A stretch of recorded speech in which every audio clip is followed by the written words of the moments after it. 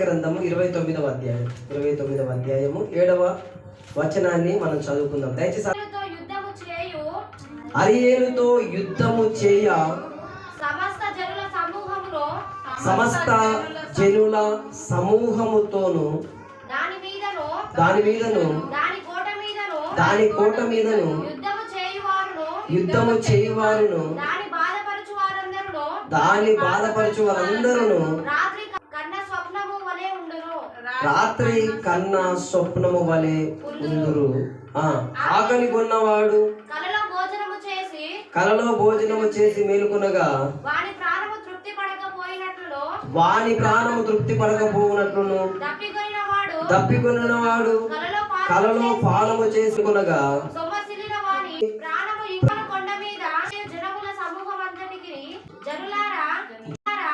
జనులారా తేరి చూడుడి, విస్మయమందుడి, మీ కళ్ళను చెనుగొట్టుకొనుడి. గుడ్డివారుగుడు ద్రాక్షరసము లేకయే వారు మత్తులై ఉన్నారు. మద్యపానము చెయ్యకయే తూలుచున్నారు. దీనంతటి గూర్చిన ప్రకటన గూఢమైన గ్రంథ వాక్యముల వలె ఉన్నవి. ఆమేన్, హల్లెలూయా. ఇవన్నీ చెప్పడానికి కారణం ఏంటంటే 11వ వచనంలో చెప్తా ఉన్నాడు, గూఢమైన గ్రంథ వాక్యము వలె ఉన్నదంట. ఆమేన్, హల్లెలూయా. వాక్యము మనకు అర్థం కాదు, గూఢార్థంగా ఉంటది. ఆమేన్, హల్లెలూయా. ఇప్పుడు కొన్ని మాటలు మనం చదివినా అర్థం కాదు, కొన్ని మాటలు చాలా సంవత్సరాలైనా కూడా ఆ మాటలు మన చెవులకు వినబడవు, అవి గూఢార్థంగా ఉంటాయంట. ఆమేన్, హల్లెలూయా. గూఢమైన గ్రంథ వాక్యము వలె ఉన్నది అంటాడు. ఆమేన్, హల్లెలూయా. అంటే ఇప్పుడు మనం అనుకుంటాం, కుమార్ అనుకోవచ్చు, హిందూ అనుకోవచ్చు, మనంతా అనుకోవచ్చు, చాలా సంవత్సరాల నుంచి సార్ వస్తున్నాడు, వాక్యం చెప్తున్నాడు, ఇంకా చాలా మంది వస్తున్నాడు, వాక్యం చెప్తున్నారు, మస్తు వాక్యాలు విన్నాం, విని విని మేమే అలసిపోతున్నాం, మేము మస్తు వాక్యాలు విన్నాం, మాకు అన్నీ అర్థం అవుతున్నాయి, అన్నీ మేము వింటూ ఉన్నాం అని అనుకోవచ్చు. అయితే మనము ఈ పరిశుద్ధ గ్రంథంలో ఉన్న మాటలు చాలా తక్కువగా, అవి మనము వినినంత మటుకే మనం వినగలిగినాం. ఆమేన్, హల్లెలూయా. ఎందుకంటే దేవుడు గూఢమైన గ్రంథ వాక్యాలు ఉన్నాయంట. ఆమేన్, హల్లెలూయా. గూఢార్థమైనటువంటివి ఇంకా చాలా ఉన్నాయి. చాలా చాలా మాటలు దేవుని వాక్యం ఎట్లుందంటే గూఢమైనటువంటి వాక్యముగా ఉంది. మనకు ఇంకా అర్థం కావాల్సినవి చాలా ఉన్నాయి, ఎన్నో విషయాలు ఉన్నాయి. ఇక్కడ దేవాది దేవుడు మరొక విషయం ఏమంటాడంటే, రాత్రి కన్నా స్వప్నము వలె ఆకలి కొన్నవాడు కలలో భోజనము చేసి మేల్కొనగా వారి ప్రాణము తృప్తిపరచబడదు. విన్న వాక్యం ఎట్లుందంటే కలలో భోజనం చేసినట్లుందంట మనం. ఆమేన్, హల్లెలూయా. నిజంగా భోజనం చేసినట్లు కాదు, కలలో భోజనం చేసినట్లే ఉందంటే ఇంతవరకు. మన రియాలిటీగా మనం దేవుని వాక్యాన్ని ఇంకా భుజించాలంటే అది ఎట్లుందంట అంటే గూఢమైనటువంటిదిగా ఉందంట. ఇంకా మన కనులకు ఇంకా మరుగుగా ఉంది, మనం ఇంకా గ్రహించలేనంత లోతైనదిగా ఉంది దేవుని వాక్యం. కలలోనే ఉన్నాం మనందరం కూడా కలలోనే ఉన్నాం. కలలో ఉన్నటువంటి ఆ దేవుని ఆ వాక్యాన్ని మనం అనుభవించినటువంటి వారిగానే ఉన్నాం. ఇంకా సంపూర్ణమైనటువంటి స్థితి మన జీవితాల్లో ఇంకా మనం పొందుకొని వారిగానే మనం ఉన్నాం. ఆమేన్, హల్లెలూయా. గుడ్డి వారి వాళ్ళే తూలే వారిగా మీరు ద్రాక్షరసం లేక కూడా మత్తులుగా ఉన్నారంట. త్రాగకుండానే మత్తులు అయినటువంటి వారిగా మనం ఉన్నాం. అంటే దేవుని వాక్యానికి అంత అందులుగా మనం ఉన్నాం. ఆమేన్, హల్లెలూయా. అందులు అంటే గుడ్డివారిగా ఉన్నాం. మద్యపానము చేయకయే తూలుదురు అనే మాట మాట్లాడతా దేవాది దేవుడు అంటా ఉన్నాడు, ప్రభువైన యెహోవా ఇలాగ సెలవిస్తున్నాడు, ఈ ప్రజలు నోటి మాట అసలు మీ హృదయం దేవునికి దూరంగా ఉన్నది అనే మాట మాట్లాడుతుంది. ఇవన్నీ మాట్లాడడానికి దేవుడు మనతో మాట్లాడుతున్నటువంటి ఒక గూఢార్థం ఏదంటే, మనం దేవుని ఇంకా ఏమాత్రం టేస్టీ చేయలేదు, దేవునికి ఏమాత్రం మన హృదయాన్ని ఇంకా అప్పగించలేదు. కుమార్, అప్పగించావా దేవునికి హృదయాన్ని? నో. భవిష్యత్తులో అప్పగిస్తావా? ఇంకా కొన్ని రోజులలో ఇస్తావా? Very good. సమయం ఉంది ఇంకా. వెయిట్ చేస్తుంది. అవునా? Okay, very good. అయితే నోటి మాటతో దేవుని యొద్దకు వస్తూ ఉన్నారు, నా యొద్దకు వస్తూ ఉన్నారు అంటున్నారు. కానీ పెదవులతో నన్ను గణపరుస్తున్నారు. హృదయం దూరంగా ఉంది. నిజంగా మన ఆధ్యాత్మికమైనటువంటి ఈ దినాల్లో ఉన్న క్రైస్తవ జీవితాల్లో మనం చూస్తే మనం పెదవులతో దేవుణ్ణి గణపరచినట్లుగా ఉన్నాం,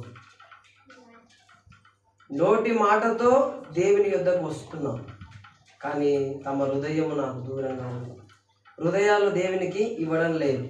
హృదయం అనేది దేవునికి ఇవ్వడానికి ఇష్టపడట్లేదు. ఎందుకంటే హృదయంలో ప్లేస్ లేదు, ఖాళీ ప్లేస్ లేదు హృదయంలో. దేవుడిని మనం పెట్టుకునేటంత స్థలం ఇక్కడ లేదు. దేవుడు మొత్తం ఫుల్ అయిపోయింది. ఆమేన్, హల్లెలూయా, హల్లెలూయా. హృదయం అంతా ప్యాక్ అయిపోయింది. అసలు ఏ మాత్రము ఖాళీ స్థలము మన హృదయంలో లేదు. ఆమేన్, హల్లెలూయా. 13వ అధ్యాయం 13వ వచనము బి భాగంలో మనం చూస్తే, వారు నా ఎడల చూపు భయభక్తులు మానవుల విధులను బట్టి వారు నేర్చుకునినవే కాగా నేను మరలా ఈ జనుల ఎడల ఒక ఆశ్చర్య కార్యము జరిగింతును, బహు ఆశ్చర్యముగా జరిగింతును. వారి జ్ఞానుల జ్ఞానము వ్యర్థమగును, మరుగైపోవును. కనబడకుండా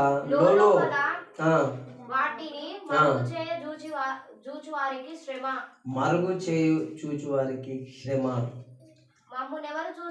మమ్మల్ని ఎవరు చూస్తారు? మా పని ఎవరికి తెలియను అనుకొని చీకటిలో తమ క్రియలు జరిగించు వారికి శ్రమ. అయ్యా, ఎంత మూర్ఖులు! కుమ్మరికిని మంటికిని భేదము లేదని ఎంచదగునా? చేయబడిన వస్తువు దాన్ని చేసిన వాని గురించి నన్ను చేయలేదని అనవచ్చునా? రూపింపబడిన వస్తువు రూపించిన వాని గురించి ఇతనికి బుద్ధి లేదనవచ్చునా? ఎంచబడును. ఆ దినమున ఈ గ్రంథవాక్యములు విందురు. అంధకారము కలిగినను గాఢంధకారము కలిగినను గుడ్డివారు కనులారా చూచెదరు. యెహోవా యందు దీనులకు కలుగు సంతోషము అధికమగును. మనుషులలో బీదులు ఇశ్రాయేలులో యొక్కయు పరిశుద్ధ దేవుని యందు ఆనందించెదరు. ఆమేన్, హల్లెలూయా, హల్లెలూయా.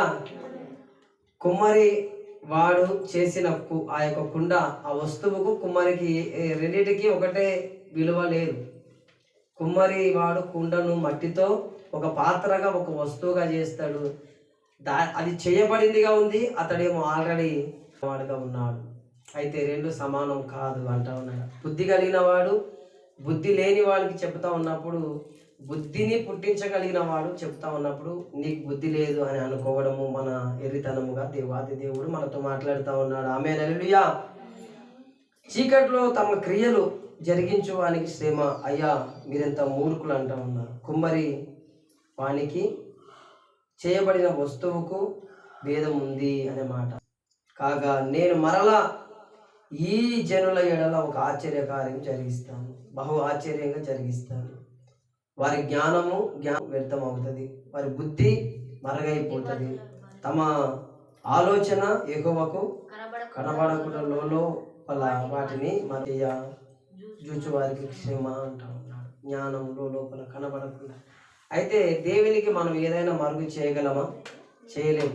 ఏది కూడా మనము దేవునికి మరుగుగా మనం చేయలేము. అందుకే దేవుడు ఆ భక్తుడు అంటాడు, మరుగై ఉండలేదు నీకు యేసయ్యా, మరుగై ఉండలేదు నీకు యేసయ్యా, మారని దేవుడవు నీవేనయ్యా, మరుగై ఉండలేదు నీకు యేసయ్యా. ఆయనకి ఏది కూడా మరుగు చేయబడలేదు. ఆయన చూడగలిగిన వాడుగా ఆయన ఉన్నాడు. కనులు లేనట్లుగా మనం బ్రతుకుతూ ఉన్నాం. ఎవరు చూడట్లేదులే అన్నట్లుగా మనం బ్రతుకుతూ ఉన్నాం. పెదవులతో దేవుని యొద్దకు వస్తూ ఉన్నాం, హృదయాన్ని దేవునికి దూరంగా. ఇర్మీయా గ్రంథంలో మనం చూస్తే రాయబడిన ఒక మాటను మన దేవుళ్ళ నోటి మాటతో దేవుని సన్నిధికి వస్తూ ఉన్నాం. దేవుడు మన జీవితాల్లో లేడు, మన బ్రతుకులో అంతకంటే లేడు. ఆమేన్, హల్లెలూయా. మన బ్రతుకుల్లో కానీ మన జీవితంలో కానీ మనలో కానీ దేవుడు ఆయన మన జీవితాల్లో లేనట్లుగా మనం బ్రతుకుతూ ఉన్నాం. 17:9 హృదయం అన్నిటికంటే మోసకరమైనది, అది ఘోరమైన వ్యాధి కలిగి దాన్ని గ్రహింపగలవాడు ఎవరు లేడు. మనకు తెలియదు, మనకు తెలియకుండానే మనం ఎట్లున్నామంటే గుడ్డివాడు తూలుతున్నట్లుగా. హృదయం అన్నిటికంటే మోసకరమైనది, అన్నిటికంటే అది ఘోరమైన వ్యాధి కలిగి దాన్ని గ్రహింపగలవాడు ఎవడునూ లేడు. వాని ప్రవర్తనను బట్టి వాని క్రియల ఫలము చొప్పున చేయుటకు యెహోవా అను నేను హృదయములను పరిశోధించువాడను, అంతరంద్రియములను పరిశోధించువాడను అనే మాట దేవాది దేవుడు మనతో మాట్లాడుతూ ఉన్నాడు. మన హృదయాన్ని పరిశోధించే దేవుడుగా ఆయన ఉన్నాడు. మన హృదయాన్ని పరిశోధన చేయగలిగిన వాడుగా ఆయన ఉన్నాడు, పరిశీలించగలిగిన వాడుగా ఆయన ఉన్నాడు. అయితే మనకేమో తెలియదు, మన హృదయం ఎట్లాంటిది అనేది మనకు తెలియదు. ఒక్కొక్కసారి డిప్రెషన్, కొన్నిసార్లు మనం ఏమనుకుంటామంటే ఒక ఆలోచన ఉంటుంది, మన ఆలోచన వేరే ఉంటుంది, మన హృదయం ఏమో ఇంకొకటి ప్రేరేపణ చేస్తూ ఉంటుంది. ఇది మన జీవితంలో చాలాసార్లు జరుగుతూ ఉంటుంది, చాలా సందర్భాల్లో జరుగుతూ ఉంటుంది. అలా మన హృదయం మన అన్నిటికంటే మోసకరమైనటువంటిదిగా ఉంది కనుక మన శరీరం అంతటినీ కూడా అది హ్యాండిల్ చేస్తూ నడిపిస్తున్నటువంటిదిగా మనం ఉంది కనుక హృదయము వ్యాధి కలిగినదిగా ఉందంట. ఆ వ్యాధి కలిగిన హృదయంగా ఉంది కనుక అది దేవునికి ఇవ్వగలిగితే మంచిది. దేవునికి ఇస్తే మన జీవితంలో మనం ఆశీర్వదించబడతాం. ఆమేన్, హల్లెలూయా, హల్లెలూయా. హృదయము దేవునికి ఇస్తే మనము మన హృదయాన్ని దేవాది దేవుడు తనకు దేవాలయంగా చేస్తాడు. అయితే మన హృదయంలో ఏదైతే కలుషితము, ఏదైతే వ్యర్థము మన హృదయంలో ఉందో అదంతా కూడా మనం తీసేసుకోవాలి. ఆమేన్, హల్లెలూయా.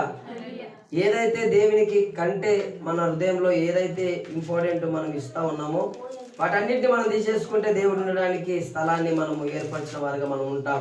హల్లెలూయా. కాబట్టి నా మాట 36వ అధ్యాయము 26వ వచనాన్ని మనం చూద్దాం. హెచ్కేల్ గ్రంథము 36:26లో మనం చూస్తే నూతన హృదయము మీకు ఇచ్చేదను, నూతన స్వభావము మీకు కలగజేసేదను, రాతి గుండె మీలో నుండి తీసివేసి మాంసపు గుండెను మేము మీకు ఇచ్చాను. అసలు మన గుండె ఏది ఇంతకు? మరి నీ గుండె రాతిదే లేకపోతే మాంసందే? మాంసం గుండెనేనా? దేవుడేమో రాతి గుండెని తీసేస్తా అంటున్నాడు. మన లోపల రాతి గుండె లాంటి పరిస్థితులు ఉండి ఉండవచ్చేమో, చెప్పలేము. కుమారి, నీ లోపల రాయి గుండె ఉందా? ఇందు ఉందే? అయితే తీస్తాడంట దేవుడు, ఆపరేషన్ చేస్తాడంట, గుండె తీసి వేరే గుండె. ఈ మధ్యకాలంలో ఒకరు అంటున్నారు నా గుండెని తీసి కోసినవు అని చెప్తా ఉన్నా. మనం ఒకరి గుండెని తీసి కోయగలమా? అయ్యో రాళ్ళు, మనం కోస్తే కూడా అవి కట్టుగా. కానీ దేవుడు అంటా ఉన్నాడు మాంసపు గుండెని ఇస్తాడంట. ఆమేన్, హల్లెలూయా. నేను మీకు మాంసపు గుండెను, నూతన స్వభావమును ఇస్తాడంట. 36:26 నూతన హృదయం ఇస్తాడంట, నూతన స్వభావం మీకు కలగజేస్తాడంట. ఆమేన్, హల్లెలూయా. మనందరం నూతన హృదయం కావాలని దేవుని అడగాలి. అమ్మా, హృదయం కావాలని అడగాలి, నూతన హృదయం. మనందరికి కూడా నూతన హృదయం అవసరం. రే, నూతన హృదయం కావాలి. మన హృదయం మోసకరమైనది, నిజంగానే మనిషి హృదయం మోసకరమైనది. పుట్టినటువంటి వ్యక్తి బాల్య దినాలలోనే, చిన్న వయసులోనే మనిషి స్వభావం ఎట్లా ఉంటుందంటే చెడ్డ పనులు చేయడానికి ఇష్టపడతారు.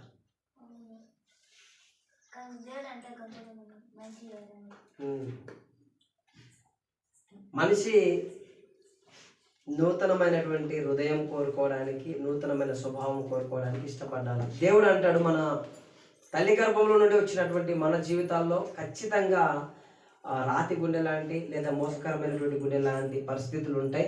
నూతనమైనటువంటి హృదయము మీకు ఇస్తానంటా ఉన్నాడు, నూతన స్వభావం మీకు కలిగింది. అసలు మిమ్మల్ని పుట్టించింది ఇంతకెవరు? అమ్మ మిమ్మల్ని అసలు ఎవరు పుట్టించారు? మీ అంతకు మీరు పుట్టిరా? గడిచిన వారం